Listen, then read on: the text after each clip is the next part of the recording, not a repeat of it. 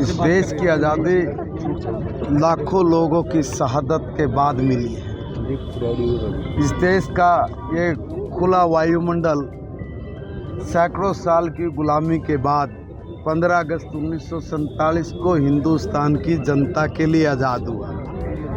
खुले वायुमंडल में हम लोग सांस लें, खुले वायुमंडल में रहें, हम लोग स्वतंत्र जीवन जिए, गुलामी की दास्ता से बाहर निकलकर 1947 को ये देश जब आज़ाद हुआ तब बहुत सपने थे इस देश के आगे बढ़ने के।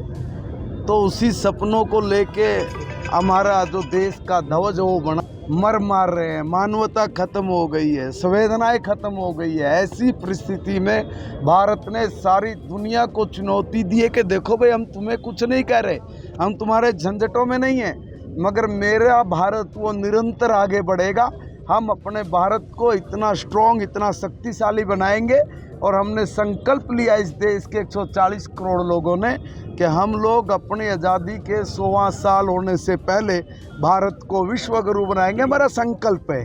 तो इस संकल्प को सिद्धि तक लेके जाने के लिए हिंदुस्तान का एक एक बच्चा अपने तिरंगे से मोहब्बत करता हुआ ऐसी तिरंगा यात्रा सारे देश में निकाल रहा है और किसी न किसी शहीदी स्मारक पर जाके उसका समापन कर रहा है। सर, इस 15 अगस्त पर देश को बड़ी चुनौती मिली, अमेरिका ने दिया टैरिफ लगाकर, उसको कैसे करें? देखिए, भारत इन चुनौतियों से निपटने के लिए सदा तैयार है। माननीय प्रधानमंत्री नरेंद्र मोदी जी को पता था कि जब हम लोग विकसित भारत की बात कर रहे हैं, विश्व गुरु की बात कर रहे हैं, तो ऐसी चुनौतियाँ आएंगी।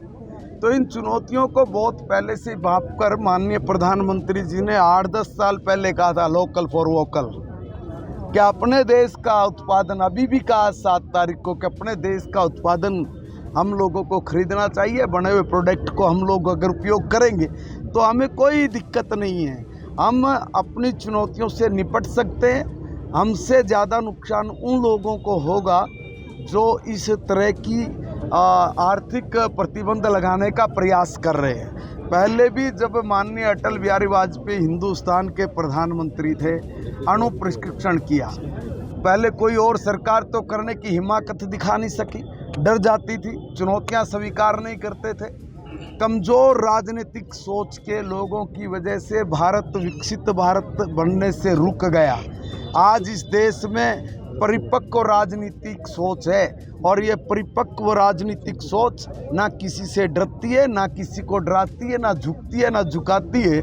आँख में आँख मिला के अपने भारत की समृद्धि और खुशहाली के लिए अपने देश के लोगों को प्रेरित करते हुए विकसित भारत के सपने को साकार करने की दिशा में आगे बढ़ रही है। सर, तमाम जगहों पे सीनियर डिप्टी मेयर का चुनाव हो रहा है, लेकिन पानीपत में डिले। आज तिरंगा यात्रा की बात करिए। भारत माता की जय।